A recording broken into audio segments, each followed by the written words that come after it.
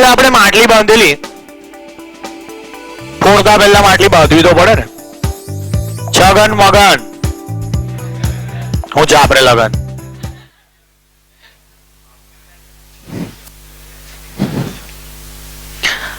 બંને ખેંચા ખેંચી કરતા હતા. છગન ખેંચે તો માટલી એમ જાય, મગન ખેંચે તો માટલી એમ જાય, પણ બંને ખેંચે તો સોઈ. એ બી મેથ્સ જ હતું, સદીશોના સરવાળા. પણ હવે આપણે કંઈક નવું વિચારીએ. ધારો કે ચીમાના માટલી નીચે પકડી કે છોડતું નહીં, ટીંગાઈ જાય પણ છોડે ના, તો એ વખત ત્રીજું બળ લાગે. અને બહુ ચાન્સીસ છે કે આ ત્રણેય બળ સમતુલન મારે. માટલી આમ થઈને ત્યાં જ રહીએ, પેલા હવે છોડ હવે છોડ, અને નીચેથી પેલા ચીમન છોડે ના, ટીંગાઈ બાજીને ઉભો હોય ના, માટલી નહીં છોડું તો અહીંયાથી જ પોડીશ. પાછું ઉપર કોણ ચડે છે લિફ્ટ મુકાઈને, એના કરતા અહીંયાથી જ મેં પોડીશ. આવા ટાઈમે માટલી હોય જ. અને જ્યારે માટલી હોય જ તો એવું કહેવાય સમતુલનમાં છે, રાસાયણિક સંતુલન નહીં. મને ખબર છે તમે કેમેસ્ટ્રી ભણો છો. આ યાંત્રિક સંતુલન છે, યંત્રશાસ્ત્ર વાળું સંતુલન. યાંત્રિક સંતુલનના બે મતલબ થાય. નંબર 1, કાં તો માટલી સ્થિર હશે, કાં તો અચળ વેગથી ગતિ કરતી હોય. બંનેને સંતુલન કહેવાય. તમે કહેશો એવું તો કોઈ હતું અચળ વેગથી ગતિ કરતી હોય સંતુલનમાં કહેવાય? કહેવાય. સ્થિર સ્થિતિ અને અચળ વેગ વાળી સ્થિતિ કઈ અલગ ના હોય. ન્યૂટનની ગતિનો પહેલો નિયમ શું કહે છે? સ્થિર તો સ્થિર છે, ગતિ કરતી તો અચળ. જો અસંતુલિત બાહ્ય બળ ન લાગે તો, જ્યાં સુધી અસંતુલિત બાહ્ય બળ ન લાગે ત્યાં સુધી શું થાય? સ્થિર સ્થિર જ રહે, અને ગતિ કરતી વસ્તુ અચળ વેગથી ગતિ ચાલુ રાખે. તો આ બંને અવસ્થા સંતુલન વાળી અવસ્થા છે. જો કે અહીંયા તો માટલી સ્ટેચ્યુ જ છે એટલે તમને કોઈ પ્રોબ્લેમ નહીં, આમ સ્થિર જ થઈ ગઈ છે એકદમ. સ્ટેચ્યુ કહ્યું છે ને, સ્ટેચ્યુ એટલે સ્થિર છે. સ્થિર એટલે સંતુલનમાં છે. આ જોડે જોડે આ બી એક્સ્ટ્રા કહી દઉં, અચળ વેગથી ગતિ કરતી હોય તો પણ સંતુલનમાં કહેવાય. બે ટાઈપની ગતિ વિચારીએ બસની. એક સ્થિર. સ્થિર બસમાં તમે ઊભા હોય તો કોઈ આંચકા વાગે તમને? ના. અચળ વેગથી ગતિ કરતી બસમાં પણ આંચકા ના વાગે. જો બસ કોન્સ્ટન્ટ વેગથી ગતિ કરતી હોય તો તમે ઊભા રહી શકો. આમ પેલું પકડવાનું બી ના પકડ્યું હોય તો ચાલે, પકડવાનું ના પકડ્યું હોય તો ચાલે, આમ ઊભા રહી શકો. પ્રોબ્લેમ ક્યારે થાય? પ્રોબ્લેમ ક્યારે થાય? જ્યારે બસને બ્રેક વાગે કે ઉપડે એટલા ટાઈમ પૂરતા આંચકા લાગે, તે વખતે પેલું પકડવાનું પકડવું પડે. સમજ્યા? એટલે હેન્ડલ હોય છે ને ઉપર મુકાયેલો હોય હેન્ડલ, તો એ ક્યારે પકડવાના? હજે ના, જ્યારે પેલી બસને બ્રેક વાગે, એક્સલરેટર આપે તે વખતે. બાકી જો એક્સપ્રેસ હાઈવે પર ધારો કે બસ જાય છે, ડ્રાઈવર બી ઊંઘી ગયો છે, એક્સલેટર પર પથરો મૂકીને જ ઊંઘી ગયો છે, એની જાતે અચળ વેગથી જયા કરશે, વાંધો નહીં. આજુબાજુલાને કહી દેશે કે ભાઈ આવે એટલે ઉઠાડજો, ટોલ ટેક્સ ઉઠાડજો, તો એવી જવા દઈએ છે.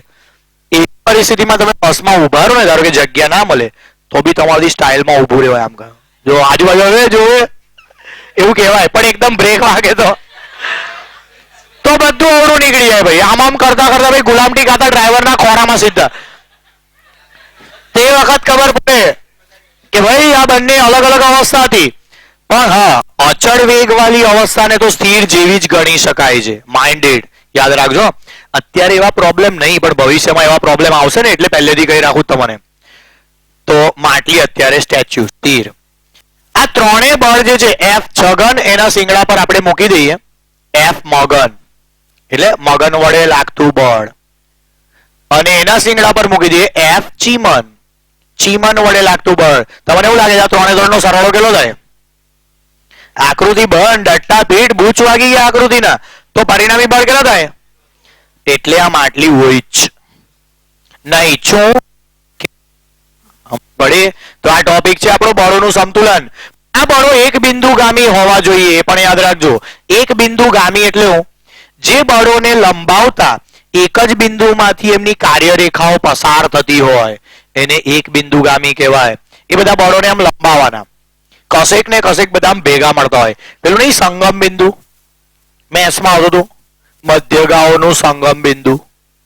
એ બિંદુ ના કહેવાય, અને પાછું સંગમ બિંદુ કહેવાય. કેમ? તો કે બે કરતા વધારે છે ને એટલે બે છેદે તો છેદ બિંદુ કહેવાય, પણ ત્રીજીમાં જોડાઈ જાય તો એને સંગમ બિંદુ કહેવાય. તો એવું જ કંઈક આ એક બિંદુગામી બળ. બે કે બે કરતા વધારે બળો જો એક જ બિંદુમાંથી પસાર થતા હોય તો એવા બળોને કહેવાય એક બિંદુગામી. તો એક બિંદુગામી બળો હોય ને તો આમ આટલી હોય જ નહીં ચું કે નહીં ચા. તો તમને એવું થશે કે એવું કેમ શીખવાડ્યું એક બિંદુગામી બળો, એના વગર બી બધું ઉડી જ જતું હતું ને. પણ વિચારજો, જો બળો એક બિંદુગામી ના હોય તો શું પ્રોબ્લેમ થાય. ધારો કે આ સ્ટેરિંગ છે અને ધારો કે મેં ડ્રાઈવર છું, અહીંયાથી ચલાવું છું અને આ શૈલેષ કંડક્ટર છે, ટિકિટ ધારવામાં શું જાય છે, આપણે ચા પાણી બી કરીશું ઉતરીને, ટેન્શન ના લઈશ. વચ્ચે વચ્ચે પેલું વગાડતો રહેશે ખાલી ટીંગ ટીંગ ટીંગ ટીંગ. તારે ડ્રાઈવર બનવા તો તું બની જા, મેં ટિકિટ ઉઘરાવું, પછી ચાલુ બસમાં ઉઘરાઈને કૂદી જઈશ. હવે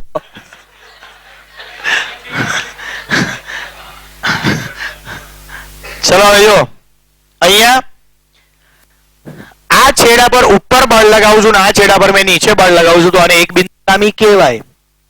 પણ શું હવા બળને લીધે સ્ટેરિંગ ફરે? કોઈ આમની ગાડી ચલાવે આમ આવી રીતે? આનાથી કઈ સાઈડ વળશે? બસ ડાબી બાજુ વળશે કે જમણી બાજુ વળશે? નહીં વળે, કીધું તો ખરું. નહીં, ના તો પાડી. તો આ બસ ના વળે, કીધું તો ખરું પહેલેથી, ડાબી બાજુ વળશે કે જમણી બાજુ? જવાબ પ્રશ્નમાં જ જવાબ હતો નહીં વળે. તો ક્યારે વળે? આ છેડે ને આ છેડે બળ લગાવવું પડે. જો આમ ધારો કે મારે ડાબી બાજુ વળાવવું છે તો હું અહીંયા આમ લગાવીશ, આમ પકડીશ, પછી થોડી વાર વિચારીશ કઈ બાજુ વળવું છે અને પછી આમ એ પ્રમાણે બળ લગાવીશ. અહીંયા ઉપર ને અહીંયા નીચે. શું આ એક બિંદુગામી છે? આ બળોનું જોડકું છે ને ટોર્ક પેદા કરે. અને ટોર્ક વિશે જો તમે જાણતા નહીં એટલે બોલતા ના વચ્ચે. ટોર્ક એટલે શું? ટોર્ક થી ચાક ગતિ થાય, ફરે વસ્તુ. આ બંને ભલે સમાન મૂલ્યના છે, વિરુદ્ધ દિશાના છે, પણ એક રેખસ્થ નથી. આ બંને સમાન મૂલ્યના છે, વિરુદ્ધ દિશાના છે અને એક રેખસ્થ પણ છે, એક બિંદુગામી પણ છે. આવા એકબીજાને કમ્પ્લીટ કેન્સલ નાખે. એનાથી સ્ટેરિંગ ફરે બી ના કે ખસે બી ના, હવે બધી કશું જ ના થાય. પણ આ કેસમાં સ્ટેરિંગ ફરે. આવા બળો ચાક ગતિ પેદા કરે. તો આ લોકોએ ચોખ્ખું જ કહી દીધું છે કે અત્યારે બિંદુગામી બળોની જ વાત કરવાની, હવે નહીં. આ તો એક બિંદુગામી નથી. અત્યારે આપણે શું ભણવાનું છે? એક બિંદુગામી બળો. હવે દાખલા ગણીએ. શું તમે દોરીમાં તણાવ બળ હોય એવું સાંભળેલું જ પહેલા? લંગીસ વખતે મેં તમને સમજાવ્યું હતું. જો ખાલી આ દોરી આમ લટકતી હોય, આમ લહેરાતી હોય તો એમાં કોઈ તણાવ બળ ના હોય, એ પવનથી અલગ કરશે આમાં. પણ ધારો કે એની નીચે વજન લટકાય દીધું ને વજન ના હોય તો શૈલેષ ટીંગાઈ ગયો. ધારો કે વજન નતું હોય એટલે આજે તારે થોડા રોલ કરવા પડશે અલગ અલગ, કંડક્ટર નો, વજન નો, બધા વેશભૂષામાં તું વજન બન્યો જેવું સમજી લે. ફેન્સી ડ્રેસ કોમ્પિટિશનમાં આજે તું એક બ્લોક બને આવે છે તો તું અહીંયા ટીંગાઈ જશે. હવે આ દોરી તણાવની સ્થિતિમાં હશે અને આ તણાવની સ્થિતિમાં એના પર તણાવ બળ લાગે જે mg ને સમતોલે છે. જો ના સમતોલતું હોત તો પછી આ બ્લોક અહીં નહીં થોડો રહે. આ બ્લોક હવે સ્ટેચ્યુ થઈ ગયો છે. ન્યૂટનના પહેલા નિયમે, ગતિનો જે પહેલો નિયમ હતો એને સ્ટેચ્યુ કીધું છે. એના પર લાગતા બળો સમતુલનમાં આવી ગયા છે. હા, પણ દોરી કાપી નાખીએ તો પછી એ પડે. કેમ કે દોરી કાપી નાખીએ તો તણાવ જ ના રહે, પછી એક જ બળ રહે. કયું? mg. અને પછી એને નીચે પડવું જ પડે, છૂટકો જ નહીં. પછી એ પ્રવેગી ગતિ કરે કેમ કે બળ અસમતુલિત છે. પછી પણ આ કાપીએ તો ને, આ તો આંગળીઓ કાતર તોડી છે કે કપાઈ જાય. એટલે મેં એવું કાપ્યું નહીં, સમજી લેજો. તો mg બરાબર t હશે અત્યારે તણાવ બળ. તો કે એ લોકોને એવો બી પ્રશ્ન થાય, સર પણ અમે તો અત્યારે સ્થિર છે ને, તો અમારા પર તો એકલું mg જ લાગે છે ને, અમને કઈ દોરીથી આમ બાંધી રાખે છે ઉપર, તો અમે કેમ સંતુલનમાં છે? એવો બી પ્રશ્ન થાય ને કેટલાકને. તો જવાબ આપું છું ને. તમે જે પાટલી પર બેઠા છો એ પાટલી વડે તમને લંબ પ્રત્યાઘાતી બળ લાગે છે. ધારો કે કોઈ એવું ટાંટિયા લબડાઈને બેઠું છે, અહીંયા જો પોરો થઈને કોઈ બેઠો છે, પેલો ઇલીગલ છે. ધારો કે એ પાટલી પર ખાટલો સમજીને બેઠો છે. હવે સમજો, એનું જે વજન બળ હોય અહીંયા એની ડૂટીમાંથી, દ્રવ્યમાન કેન્દ્રમાંથી સેન્ટર ઓફ બોડી. આપણા ઋષિ, હસવાન નહીં, મજાક નહીં ઉડાવવાની, આપણા ઋષિ મુનિઓએ કીધું છે કે આપણી નાભીમાં બધી બહુ શક્તિ છે, બહુ તાકાત છે, એટલે મેં એને સેન્ટર લીધું છે અને ત્યાંથી મેં વજન બતાવ્યું છે mg. હવે સાંભળો ભાઈ, ખુશીના આંસુ આવી ગયા આંખમાં. ચલો જુઓ, તો એક બીજું બળ છે, દોરી તો નહીં કે એને આમ પકડી રાખે ઉપર, પણ એક બીજું બળ છે, એને કહેવાય લંબ બળ. સંપર્ક બળ, સંપર્કને કારણે પેદા થાય. કોઈ બી વસ્તુ સાથે આપણે સંપર્કમાં હોઈએ ને તો એ વસ્તુ આપણે પ્રત્યાઘાત લગાવે. એને એવું લાગે છે કે ખાલી મારી જ વાત કરે છે, હું મારી પોતાની વાત કરું છું. અત્યારે મારું વજન બળ અધો દિશામાં છે, પણ આ સ્ટેજ મને ઉપર તરફ પ્રત્યાઘાત બી લગાવી રહ્યો છે, અને એને ભૂલવો જોઈએ નહીં. કેમ કે જો તમે ભૂલી ગયા એટલે તમને તરત પ્રશ્ન થશે કે ઉપર તો કોઈ બળ જ નહીં લાગતું, ખાલી નીચે જ લાગે. નીચે લાગે તો ભાઈ આપણે ખાડો ખોદી નીચે કેમ નહીં જતી? બળ અસંતુલિત છે. તો ભાઈ આપણને તરત એવો પ્રશ્ન થાય ને તો ભાઈ નીચે તરફ મારે પ્રવેગી ગતિ કરવી પડે ને, ભાઈ ગિલ્ટી ફીલ થાય. સાલું બળ લાગે તો પ્રવેગી ગતિ નહીં, તો ગિલ્ટી ફીલ કરવાની જરૂર નહીં. એક બળ ઉપર વિચારી લો ને, સમજ પડી? એક બળ ઉપર જાતે ધારી લેવાનું. આ બળને જ કહેવાય છે લંબ બળ.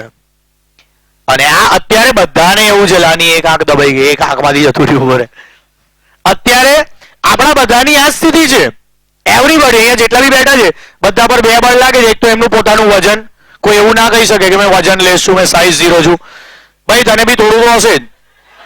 તો એટલે કોઈ એવું ના કહી શકે, કહેવાનો મતલબ બધાને થોડું વજન તો હોય, તો એ વજન નીચે તરફ હોય અને જમીન, સ્ટેજ કે પાટલી જે પ્રત્યાઘાત લગાવે છે એ ઉપર તરફ હોય. અને આ બંને બેલેન્સમાં છે ને, એટલે તમે લોકો સમતુલનમાં છો, એટલે હું પણ સમતુલનમાં છું. સમજ પડી? બાકી ખરેખર મારું વજન મને નીચે લઈ જાય, પણ પ્રત્યાઘાત, સંપર્કને લીધે જે પ્રત્યાઘાત આવે છે એ મને જાળવી રાખે છે એ જ જગ્યાએ. આવું એક ઉપર તરફ બળ વિચારવું જોઈએ. અને જો એ દોરીના છેડે લટકાયેલો પદાર્થ હોય તો તમે એવું કહેશો પાછા, સર સંપર્ક તો છે નહીં, તો દોરી તો છે ને. સંપર્ક ના હોય તો દોરી હશે, દોરી ના હોય તો સંપર્ક હશે, બેમાંથી કંઈક તો હશે જ. એટલે આવા બળ ઉપર તરફ વિચારી લેવાના. જ્યારે બી તમે પદાર્થને હવે સ્થિર જુઓ ને તો તમારે આવું જ વિચારવાનું કે આ પદાર્થ પર સંતુલિત બળો લાગે છે. પછી ભલે તમને એક જ બળ ખબર હોય કે એક જ બળ મને તો આવડે સર mg, તો બીજું જાતે વિચારવાનું, ધારવાનું હશે જ એવું વિચારવાનું. નહીં તો ન્યૂટન ખોટો પડી જશે. ન્યૂટનની ગતિનો પહેલો નિયમ ખોટો પડી જશે. સ્થિર ક્યારે હોય વસ્તુ? જ્યારે એના પર સંતુલિત બાહ્ય બળ લાગે. જેટલું નીચે લાગે છે એટલું ઉપર લાગે તો સમતુલનમાં ગયા. તો લંબ બળ આપણને બધાને લાગે છે અને એકદમ લીગલ બળ છે, ખાલી પેલા પર નહીં લાગતું, આપણે બધા પર લાગે એવી કહી દઉં. તો આવા બધા બળો વિચારવા પડશે. નવા નવા બળો લોન્ચ થાય છે. જુઓ, આ બધા બળો આપણે વિચારવા પડશે. લંબ બળ, તણાવ બળ, એને ધ્યાનમાં રાખીને હવે એક દાખલો પેશ કરું. મજા આવે એવો દાખલો છે, મસ્ત મજાનો. આ દાખલાને એવોર્ડ મળતો રહી ગયેલો સહેજ માટે. નોમિનેશનમાં નામ આવેલું, ખાલી નાલા નોમિનેશનમાં નામ આવેલું, એવોર્ડ મળ્યો નતો.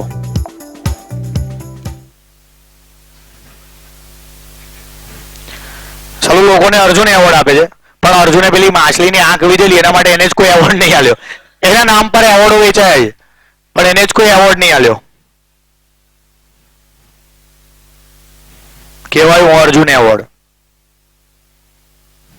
અર્જુનને બી કેવું લાગેલા, મને તો કોઈ એવોર્ડ આલો, મારા નામ પર આટલા બધા વેચો છો એવોર્ડ. mg વહેંચો છો. આ પરિસ્થિતિમાં આપણે લાલ, ભૂરી અને કાળી દોરી પર લાગતા તણાવ બળો ગણવાના છે. દરેક દોરી તણાવમાં છે, તમે જોઈ શકો. આ દોરી બી ખેંચાયેલી હશે, કે આમ લબડેલી આવી નહીં હોય, આમ લબુક નહીં હોય, ખેંચાયેલી છે. આ દોરી પણ ખેંચાયેલી સ્થિતિમાં છે અને આ પણ. આ બધા ત્રણે ત્રણ દોરીને નામ આપું. OA, OB અને OC. જમણી બાજુ OA છે, OB છે, પણ એવું ના ચાલે. જેને ચોપડી લખીએ ડોબી છે, કેમ કે OB બાજુ T1 બતાવેલો છે, તો OA બાજુ T1 હોવો જોઈએ કે નહીં, એવું નામ આપવું જોઈએ ને. તો એ લોકો T1 અહીંયા બતાવે જ પાછો, તો એનાથી નામમાં હું રાખેલું એટલે તમને ખબર છે. OA અહીંયા લખી દો, B અહીંયા લખી દો, C અહીંયા લખી દો, આપણને શું જાય છે? તો અહીંયા ભૂરું બળ T1, ભૂરું તણાવ બળ. તણાવ પણ એક બળ છે, કેમ કે એનું નામ તણાવ બળ છે. તણાવ પણ એક બળ છે, કેમ કે એનું નામ તણાવ બળ છે. વાહ વાહ વાહ, દાંત ચાહુંગા. હવે આગળ જો, એટલે ચોકટું જોઈએ બીજું એવું, દાંત ચાહુંગા. T2 તો T1, T2 ને આ ત્રીજું તણાવ બળ અહીંયાથી આમ બતાવાય T3. તમને એવું થાય કે સર નીચે જ કેમ બતાવ્યું? તો લા ઓ સમતુલનમાં છે, તો ભાઈ એના પર લાગતા બધા બળો પેલા માટલીની જેમ હશે ને, છગન મગન ચીમન હોય કે નહીં? તો આ ત્રણે સમતુલનમાં રાખવા પડે. પણ એ જ T3 આખી દોરીમાં હોય, આ T1 આખી દોરીમાં હોય. જો તમારે અહીંયા T1 બતાવો હોય ને તો આમ બતાવવાનો, કેમ કે આધાર બિંદુ આ પણ સમતુલનમાં છે એટલે એને આમ ઊંધું બતાવવું પડે. નિયમ એવો છે કે તણાવ આખી દોરીમાં હોય પણ આ છેડે આમનો બતાવવાનો, આ છેડે આમનો બતાવવાનો. એવું જો અહીંયા ઉપરના છેડે નીચે બતાવ્યું ને તણાવ બળ, તો નીચેના છેડે ઉપર તરફ બતાવવાનું. બાકી ખેંચાયેલી તો આખી દોરી હોય, આખી દોરીમાં તણાવ હોય. તમને ધારો કે વચ્ચેથી કોઈ પકડે, એક હાથ આ બાજુથી કોઈ ખેંચે ને એક હાથ આ બાજુથી, બે ભાઈબંધે ખેંચો, એક કહે છે ચાલ સમોસું ખાવા, બીજો કે ચાલ પોપ ખાવા, અને બંને ખેંચે છે ને તમે કહો છો ના મારે તો અપાસ છે, મારે તો નહીં જવું, ધારો કે તમે એવું કહો છો. પણ એ પરિસ્થિતિ કેવી હોય, પેલો બી ખેંચતો હોય ને પેલો બી ખેંચતો હોય તો શું આપણને તણાવ ના લાગતું હોય? આપણે તણાવમાં હોઈએ ને, આ હાથ જેના ખેંચાતો હોય એને જ ખબર પડે. લાગે હું આ તો સમતોલનમાં જ છે ને, પેલા બે ખેંચનારા તો એવું લાગે અને કઈ કોઈ બળ જ લાગે છે, આ તો સમતોલનમાં છે. પણ એ તણાવ બળ એ આખા હાથ પર, બંને હાથ પર લાગતું હોય, આમ ખેંચા તાણી થઈ ગયું હોય. તો પછી એવા ટાઈમે પ્રભુ ઓલે એવું થઈ જાય અને એવા ટાઈમ પર એ આખા હાથ પર તમારે તણાવ બળ વિચારવું પડે. હવે તમે ટકી રહ્યા છો એનો મતલબ પેલો જે બળ લગાવે એના કરતા ઊંધું તમે ટકી રહેવાનો ટ્રાય કરો, અને પેલો જે બળ લગાવે એના કરતા ઊંધું ટકી રહેવાનો ટ્રાય કરો. તો એ જે ટકી રહેવાનો છે તમે જે ટ્રાય કરો છો એ બળ તણાવ બળ છે, T1. સમજ પડી? તો એ પ્રમાણે તમારે આમાં આમ થવું પડે. દિશાઓ છે, એટલે ટેન્શન ના લો ને, નવું નવું છે ને એટલે એવું લાગે છે. પછી ધીમે ધીમે આ બધી ટેવો પડી જશે, તમને ઘડીએ ઘડીએ બતાવવાનું આવશે ને તમને ખબર પડી જશે. અને આમ જ બતાવવું પડે અને આમ જ બતાવવું પડે. હજુ જો આ લાલ છેડેથી અહીંયાથી બતાવવું હોય ને તો આમ નીચે બતાવવું પડે, નીચેના છેડેથી બતાવવું હોય તો ઉપર બતાવવું. શોધવાનું શું છે? દોરી કેટલા તારની છે, કઈ સુતાયેલી છે, એવું બધું ના. બે તમારે શોધવાનું છે દોરીઓમાં તણાવ બળ, અને ત્રણ T1, T2 અને T3. તો સૌથી પહેલા હું પેશ કરું છું T3, કેમ કે મારા માટે બહુ ઈઝી છે. T3 કેટલું હોય? બે જેટલું આનું વજન હોય, તમે વજન વધારશો તો ઓટોમેટિક તણાવ બી વધે. આમાં જેટલા ગણું વજન કરો એટલા ગણું તણાવ થશે. કેમ કે જોજો આ બ્લોક સ્થિર છે કે નહીં, હા કે ના? હલે છે, આકૃતિમાં થોડો હલે, પણ આમ બી નહીં હલતો. કીધેલું છે આ બધું સમતુલનમાં છે. જો આ સમતુલનમાં હોય તો ભાઈ mg બરાબર T3 થવો છે.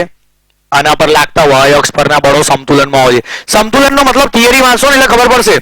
સિગ્મા 0, સિગ્મા fy z પણ 0. x દિશામાં પણ બળો નાબૂદ થઈ જાય, y દિશામાં બી કશું ના બચે, અને z દિશામાં પણ કશું ના હોય, બધું આમાં કેન્સલ થઈ જાય. ભલે 1707 બળ લાગતા હોય, પણ જો સરવાળો 0 હોય ને તો xx યામોનો સરવાળો બી 0, બધા બળોના yy યામોનો સરવાળો બી 0, અને zz યામોનો, કારણ કે સિગ્મા f0 છે, સદિશ સ્વરૂપે લખું છું, અને f ના 3 ઘટક fx, fy, fz છે. તો તમે સમજી શકો છો આ બધું. તો હમણાં એનો બી બતાવીશ, થિયરી જોડે જોડે સમજાવતો રહું છું અને દાખલો જોડે જોડે ગણાવતો રહું છું. તો મને T3 મળી ગયો, કેટલું? mg જેટલો. પછી કહેશો m કેટલો? તો રકમમાં હોય ને, બ્લોક કેટલા કિલોનો છે? 20 kg. g 10 લખી દઉં, 9.8 ને બદલે આમ પણ આપી દેજે લોકો g 10. જો કશું ના કે તો 9.8 લઈશું, પણ હમણાં ઉદાહરણનો દાખલો છે, એમને બી 10 લીધું છે તો આપણે બી 10 લઈ લઈએ. 20 ટન 200 ન્યૂટન, ટન ટના ટન. 3 મહિસી એક તણાવ બળ તો મળી ગયું ને, એક તો મળી ગયું ને, બીજા બે મળે છે રસ્તામાં જે આવે છે. ઉભા રહો, T3 સમજ પડી ગઈ બધાને? હવે એ જ T3 અહીંયા ઊંધો લાગતો હશે, આમ અહીંયા નીચે ઉપર તરફ ને ઉપર નીચે તરફ. આખી દોરી તણાવમાં હોય. તમને કોઈ આ કાળી દોરીનું તણાવ બળ પૂછે તો આખી દોરીમાં 200 કહેવાય, એવું ના કહેવાય અહીંયા 200, અહીંયા 250, અહીંયા 150, એવું ના કહેવાય. આખી દોરીમાં સરખું જ હોય, 200 ન્યૂટન. તો ચાલો એક જવાબ તો મળ્યો. 3 માર્કનો પ્રશ્ન હોય તો 1 માર્ક તો પાકો. જો કે આપણને તો MCQ માં 3 આવડવા જોઈએ, તો કઈ વાંધો નહીં, ગણીશું ને. જેવો પદાર્થ સમતુલનમાં છે એવું O પણ સમતુલનમાં છે ને. O બિંદુ શું દોડાદોડ કરે છે, પ્રવેગી ગતિ કરે છે? એ પણ સ્થિર છે, એને બી કોઈ સ્ટેચ્યુ કીધું છે. અને સ્ટેચ્યુ કહીને ભાઈ ફ્રી કહેવાનું ભૂલી ગયું છે, એ તારનું આ સ્ટેચ્યુ છે. તો એના આ 3 સમાન, એટલે સરવાળો 0 થાય એવી રીતે જ ગોઠવાયેલા હોય. છગનના શિંગડા પર મગનનું પૂંછડું અને મગનના મોઢામાં દે ચીમનનું પૂંછડું. તો આ બધાનો સરવાળો કેટલો થાય? 0 થાય. સમજ પડે છે? એટલે O પણ સમતુલનમાં છે. તો આગળ પેશ કરું છું, જોજો. હવે દાખલો ડેન્જર છે. કેમ? આ તો y અક્ષ પર કેન્સલ થઈ ગયા, પણ T1 આડો ફાટ્યો છે, T2 પણ બીજા ચરણમાં છે. હવે આનો સરવાળો 0 કઈ રીતે થાય? જે પ્રમાણે ચેપ્ટર 4 માં સદિશોનો સરવાળો કરતા હતા. આ ભૂરિયાના બે બચ્ચા આવશે, T1 cos θ, T1 sin θ. T1 ના બે બચ્ચા છે, T1 cos, T1 sin. તો મારે હવે અહીંયાથી ખૂણા પણ માપવા પડે, અને ખૂણા માપવા માટે કોણ માપક લઈને ના આવતા, અંદર દોરેલું જ છે. જો આ ખૂણો 30 ડિગ્રી આપેલો છે, હે કે નહીં? તો એકલા T1 ને ખોપચામ બોલાય ને બહાર, T1 તું બહાર આય, એકલો બોલાવીને ખર્ચો પાણી આલવાનો. જો આ ખૂણો 30 ડિગ્રી, જો સેમ પીચ. તો T1 ના બે ઘટકોમાંથી આ કયો હશે? T1 cos 30. કયો હોય? T1 sin 30. 60 ના મુકતા, 30 હોય તો 30 લખવું પડે. આમ બી આવું બધું જેમને ના આવડતું હોય ને એ લોકોને બહુ ગિલ્ટી ફીલ કરવાની જરૂર નહીં. જ્યારે બી એવું લાગે કે આ નહીં આવડતું તો આને x ધારી લેવાનું. પછી આમ ત્રિકોણમિતિ પરથી cos 30 વધી જોવાનો. cos 30 કેટલો થાય? x ના છેદમાં T1 થાય કે નહીં? પાસેની બાજુ છેદમાં કર્ણ, તો x બરાબર કેટલો થાય? લખી દેવાનું, T1 cos 30. એટલો જ થાય. ફિઝિક્સના નિયમો એ કઈ નવા નહીં, પેલા મેથ્સના નિયમો જ. આ ત્રિકોણમિતિ જ છે. અને કોઈને આ ઘટક ના ખબર હોય તો એને y ધારી લેવાનું. પછી sin 30 વાળું સૂત્ર, સામેની બાજુ છેદમાં કર્ણ. sin વાળા સૂત્રમાં y સામેની બાજુ જ આવશે ને, તો sin 30 કેટલો થાય? y ના છેદમાં T1, તો y ધીસ કોલાવેરિટી T1 sin 30. આવડે? તો આ y બચ્ચું હશે, બોલે તો અહીંયા બી લખાય, બેઓ સેમ પીચ રેને કા. T1 sin 30 અને આડું કેટલું? T1 cos 30. એવડી સમજ પડી? તો T1 ના બે બચ્ચા આપણે ચોથા ચેપ્ટરમાં બી આ ધંધો કરેલો છે, ઘટકો જ આપણે ઘડે ઘડે દોરતા હતા. તો આને કહીશું T1 cos 30 which is in ધન x દિશા, જે ધન x દિશામાં છે. અને આને કહીશું T1 sin 30. એક વસ્તુ તમે જુઓ, હું જ્યારે પણ આ દોરું છું આમ સબાચરની રીતે આમ સમજીને T1 cos 30 ને T1 sin 30 નો પરિણામો એવી રીતે દોરું. એક લંબચોરસ પણ હું રેડી કરી દઉં જોડે જોડે, કેમ કે બચ્ચા મર્યાદામાંથી બહાર ના નીકળી જવા જોઈએ. આ T1 છે ને, તો એનું બચ્ચું આટલા જ એરિયામાં મળવું જોઈએ, આટલા જ ઇલાકામાં. T1 cos 30 પ્રક્ષેપ તો ઉતારવો પડે ને. પછી અમુક જણ કેવું બતાવે ખબર? T1 આટલું જ હોય આમ, અને એનો cos ઘટક આટલો હોય. આવું સારું લાગે? આ બાપ છે ના બેટો છે, હવે વિચારો જરા. આ T1 બે આટલું જ આવે, બચ્ચા મર્યાદામાં હારા લાગે, નહીં તો ગલ્લે ઉભા રહેતા થઈ જશે પછી. એટલે આટલા જ બતાવવાના, T1 cos 30. અને sin આટલું જ બતાવવાનું. પછી સમજ પડી? આ T1 છે એના બે ઘટક છે, T1 cos અને આ છે T1, એટલે આટલા જ બતાવવાના. ભાઈ બહુ આમ ઓકાતની બહાર ના નીકળી જવા જોઈએ બચ્ચા, ઇલીગલ કામો કરતા ના થઈ જવા જોઈએ, એ બી ધ્યાનમાં રાખવાનું. તો T1 cos 30 અને T1 sin 30. હવે હું T2 નો વારો. T1 બંને ધનાધન. કેમ? એ ધનાધન સાબુ વાપરે ના, બે પ્રથમ ચરણમાં જાય છે. પ્રથમ ચરણમાં જાય તો x બચ્ચું પણ ધન, y બચ્ચું પણ. પણ આવો આરોપ આ બીજા ચરણમાં જાય છે. અને આવું બધું આપણે ચોથા ચેપ્ટરમાં ભણેલા છે.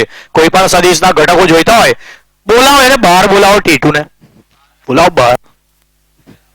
તારી તો મેં વાટ લગાવી દઉં, ઉભો રે. 60 ડિગ્રીનો ખૂણો લઈને ભરે છે, ઉભો રે. તેરી એ હિંમત. T2 ના બે બચ્ચામાંથી આડું આટલું જો બચ્ચા મર્યાદામાં રહેવા જોઈએ. હા પાડ્યું છે તો હવે પાલન બી કરજે. T2 cos 60, T2 sin 60. પણ આમાં કેવું ઋણ હોય? Minus plus. બીજું ચરણ યાદ છે ને? 5 ચરણ હોય છે, પહેલું બીજું ત્રીજું ચોથું ને ખાલી ચરણ. એવું કોઈ નહીં હોતું, 4 જ હોય છે. તો T2 cos 60, T2 sin 60, minus અને પ્લસ. એવરીબડી સમજ પડી? T3 ના બચ્ચા મને કહો છો, આ T3 ના બચ્ચા કેવી રીતે લખો તમે? હે ભૂલી ગયા? ચોથું ચેપ્ટર. x બચ્ચું સુરસુર્યું, y જયસૂર્ય. પણ જયસૂર્ય બધું શીર્ષાસન, જયસૂર્ય શીર્ષાસન કરે છે, અહીંયા ઊંધું છે. તો યાદ આવ્યું તો મને, 0 માઇનસ t3 અને આમાં cos sin હોય બચ્ચાની પ્રોપર્ટીના ભાગ ના પડે એક તો હે જ નહીં તો બધી પ્રોપર્ટી પેલાને મળી જાય જય સૂર્યાને ખબર પડી માઇનસ t3 અરે t3 તો 200 હોદેલો જ છે આવું લખાય 0 માઇનસ 200 ન્યૂટન આવું લખશો ને દુનિયાની કોઈ તાકાત તમને રોકી નહીં શકે કેમ કે તમે પહેલેથી t3 ગણી રાખ્યો રોકે તો કહેવાનું હે મેરે પાસ 200 ન્યૂટન 10 ટન તો t3 ના બે બચ્ચા બી મળી ગયા મેં તમને આવા 6 બચ્ચા હોતા આવડે તો પછી એક વસ્તુ ખબર જ છે t1 t2 t3 બધાનું પરિણામ કેટલું આવવું જોઈએ 0 કેમ કે O બિંદુ જે છે ને એ તઈનું તઈ જ છે કયું બિંદુ O એ તઈનું તઈ જ છે સમતુલનમાં છે તો આ બધા બળોનું પરિણામ 0 ને પછી જો આટલું ખબર પડે તો દાખલો કેટલો ઈઝી જો બતાવી દઉં હા ભાઈ જો સદિશ t1 પ્લસ સદિશ t2 પ્લસ સદિશ t3 બરાબર શૂન્ય સદિશ કહેવાય થોડા કલરના લોચા પડી ગયા છે કોમ્બિનેશનમાં પણ તમે સમજી ગયા t2 લાલ છે આવે જીવો મેરે લાલ અને t1 ભૂરીઓ છે તો આના બચ્ચા બી વારસો ઉતરે ને જો આના બે બચ્ચા t1 ના ધન ના ધન t1 cos 30 t1 sin 30 વત્તા t2 ના બે બચ્ચામાંથી આમ તો x અક્ષથી ખૂણા માપવા પડે એવું બી શીખવાડ્યું છે x અક્ષથી ખૂણા માપીએ લાંબા થઈ જવાય કેમ કે 90 ને 30 120 નો ખૂણો હોય તો તે વખતે મેં એવું શીખવાડ્યું છે ચિહ્નો ખિસ્સામાંથી મૂકી દેવાના ડાયરેક્ટ ઋણ x થી ખૂણો માપી લેવાનો તો t2 cos 60 અને t2 sin 60 એવું યાદ છે ને મેં કીધું ચિહ્નો ખિસ્સામાંથી મૂકી દેવાના જાતે જ પછી ઋણ x થી ઇલીગલ ખૂણો માપીને ગણી નાખવાનું t2 cos 60 t2 sin 60 વચ્ચે વત્તા લખું છું કાળી પેનથી ઉભા રહો ને અને પેલો 0 માઇનસ 200 t3 તો ઓધેલો છે ને પેલું જયસૂરી ઊંધું લટકતું હતું જો અને પાછું ફરી જોડલે જોઈ લે શીર્ષાસન કરે છે કમ્પ્લીટ હવે વચ્ચે વત્તા વત્તા અને આ બધાનો સદિશ સરવાળો કેટલો થાય 0 નહીં તમને હવે ખબર પડશે 0 સદિશ લખવાનો ફાયદો અહીંયા તમે બે વાર 0 0 લખી શકો ખાલી 0 લખો તો એક જ વાર 0 આવે પણ શૂન્ય સદિશ લખો તો 0 i કેરેડ પ્લસ 0 અને મેં બે વાર એટલે લખ્યું છે કેમ કે હું xx યામોનો સરવાળો કરીને હમે સરખાઈશ y યામોનો સરવાળો કરીને હમે સરખાઈશ અને એવું સરખાઈશ પછી મને બંને બળ મળી જશે t1 ને t2 ભૂરીઓ ને લાલીઓ બંને ખબર પડી જશે જોઉં જ જો સરવાળો t1 cos 30 minus t2 cos 60 અને પેલો તો 0 જ છે ઇક્વલ્સ ટુ જો 0 વચ્ચે વાળો માઇનસ બ્લેક પેન થી લખું પરફેક્શન જો હવે હું t1 30 બીજું સમીકરણ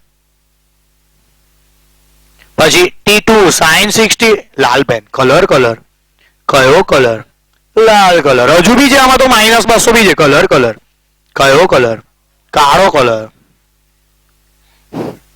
બે સમીકરણ હે પાસ આ બંને સમીકરણમાં sin ને cos ની કિંમતો ના આવડતી હોય તો ડૂબી મરજો છેલ્લા પાના પર બી મેં કીધું આ બધું લખી રાખવાનું cos 30 √3/2 cos 60 1/2 sin 30 1/2 sin 60 √3/2 એનો મતલબ રહું કોણ ખાલી t1 ને t2 બે તો રહે અમે और मेरी तन्हाई પછી આ બંનેને લડાઈ દઈએ તો t1 બી મળી જાય t2 બી મળી જાય પછી તો લાવે પેલી લોપની રીત ના આવડે બે સમીકરણ x + y 3x - 2y એવા સમીકરણ 10 માંથી આવે છે આપણને એટલે પછી એ બે સમીકરણને અંદર અંદર ભીડાઈ દેવાના t1 બી મળી જાય t2 બી મળી જાય તો પેલા બંને જે બળ હતા ખતરનાક એ પણ મળી જાય હવે ત્રણે ત્રણ દોરીને બળ મળી ગયા આવડે ડેન્જર દાખલો છે ને 4 માર્ક આવા દાખલા કેટલામાં પૂછાય 4 માર્ક એકાદ આંકડો ખાલી બદલી નાખે તમને એવું લાગે બેઠો જ પૂછશે ને ગોખીને જતા રહીશું પણ એ લોકો વજન જ હાલ દે 32.5 કિલો પછી બધા આંકડા બદલાઈ જાય આ બી બદલાઈ જાય પેલો બી બદલાઈ જાય પેલો બી બદલાઈ જાય કેમ કે અહીંયાથી વજન જ બદલાઈ જાય તો બધી ખેતાણી બી બદલાઈ જાય ને પછી તાણાઓ બદલાઈ જાય એટલે એક્ઝામમાં ગોખેલું કામ નહીં લાગે આવું બધું સમજેલું જ કામ લાગશે લેટ અસ સ્ટાર્ટ કમ્પેર કેવી રીતે કરવાના પહેલા બચ્ચા લખવાના ભાઈ x યામનો સરવાળો બરાબર 0 હવે જો ઇક્વલ્સ ટુ 0 છે ને આની જમણી આંખ જો 0 જ છે પછી y યામનો સરવાળો એ y આમાં બધા લીલા લીલા છે લીલા લીલા લીલા લીલા લીલા. આ 3 એ 3 નો સરવાળો પણ 0 છે. દેખાય છે બધાની ડાબી આંખ? તો જમણી આંખ બી 0, ડાબી આંખ બી 0. x x આમાંનો સરવાળો બી 0, y y આમાંનો સરવાળો બી 0. Let's solve this equations. ચાલો આપણે આ સમીકરણોને ઉકેલીએ. ગુચ્છા ઉકેલીએ એવી રીતે આ સમીકરણોને ઉકેલીએ. ઉત્તરાયણ તો એમાં જ જતી રહે નહીં, ગુચ્છા ઉકેલવા હોય તો આપણા દાખલા બી એમાં જ જતા રહે છે ને સમીકરણો ઉકેલવામાં. બાકી ફિઝિક્સ તો કેટલું ઓછું છે, જો આટલું જ ફિઝિક્સ છે. પછી જે બધું આવશે એ માથાકોટિક્સ મેથેમેટિક્સ. ઉકેલો તો ગુચ્છા. પરચુરેણું પીલું બનાવવાનું પછી ગાંઠોડિયું પીલું. ઉકેલો ઉકેલો, તમારા નસીબમાં જે છે. તમારી જિંદગી ઝંડુબામ થઈ ગઈ છે. cos 30 √3/2. હવે મેં લખી છે તું અહીંથી સ્ટાર્ટ કર દે. આ નજીક પડશે, જો પેલું દૂર દૂરનું ના લખીશ, નજીક પડશે. હજુ થોડું નજીક લાવું. T1 √3/2 માઇનસ, હવે એક જ કલર લખીશ. હવે ઘડે ઘડે પૂછતા ના કલર કલર કયો કલર, કોઈ બી colour. cos 60 1/2 is equals to 0. અહીંયા આ જે /2 છે એને આમ તો બહાર કાઢીને દરિયામાં ડુબાડી દઈએ તો બી ચાલે ને. 0 સ્વાહા. તો T1 √3 બરાબર T2 થઈ જાય. વિચારી જુઓ હવે એવું થાય કે નહીં? આ 2 બહાર 0 માં ડૂબી ગયા તો T1 √3 માઇનસ T2 બરાબર 0. T2 એમ પર જાય તો આવું થઈ જાય ને. T2 બરાબર કેટલા આવે? √3 T1. સમીકરણ. હજુ વિચારું ફરી સમજાવું આ સ્ટેપ. બહુ અઘરું લાગ્યું આ સ્ટેપ. હા, અઘરું લાગે તો ઉપર ગોલ્ડન પર લઈ જઈને ફેંકું નીચે. તો આમાં છે એવું લાગે, આ અઘરું લાગશે તો દાખલો તો કેવો લાગ્યો હશે. ચલો હવે આગળ ભાઈ આ બીજું સમીકરણ બી છે ને એવા કિંમતો મૂકીએ. હવે આ બધું તમે લખી નાખ્યું છે, મેં ભૂસી નાખું ને આ બધું કે હજુ સમીકરણ બી સરખાયા નહીં લા. બહુ વાર લાગે આ લોકો. સમીકરણ ઉકેલતા ઉકેલતા આખા વાર બદલાઈ જાય. શનિવારનો રવિવાર આવી જાય તો બી એમનાથી સમીકરણ ના ઉકલે. T1 sin 30 એ લોકો ઉકલી જાય પણ સમીકરણ ના ઉકલે. T2 sin 60 બરાબર 200 લખીશ. એવું ના પૂછતા સર સમજાવવા સ્ટેપ. આ -200 ને અમે લઈ એટલે હું થઈ ગયું +200. એવું તો સમજ પડે ને લા કે બેભાન. અને હા T1 T2 ના બે સમીકરણ. ચલો હું કિંમતો મૂકું, લોપ કરું છું થોડું. T2 ની કિંમત તો √3 T1 મુકાઈ છે. જો પેલું સમીકરણ T2 બરાબર મૂકી દઉં √3 T1.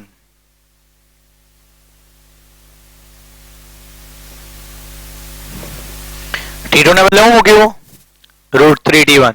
T2 નો મેં લોપ કર્યો, T1 સૂત્રમાં રહી ગયો. હવે શોધી નાખો T1. ગણાવું છેલ્લે સુધી હજુ ઇલીગલ ગણાવું આગળ તો હું કરીશ? તું √3 × √3 3 કરી દઈશ ને. હું ના થાય હવે, ચાલ દર વખત ના √3 × √3 3 થઈ જાય. 2 મિનિટ હું કરવા ઉભો રહું? તાર મેગી બનાવવાની છે? હું મારું ગણતો ના હતો આગળ. હે તારા માટે પાછું મેં 2 મિનિટ ઉભો રહું.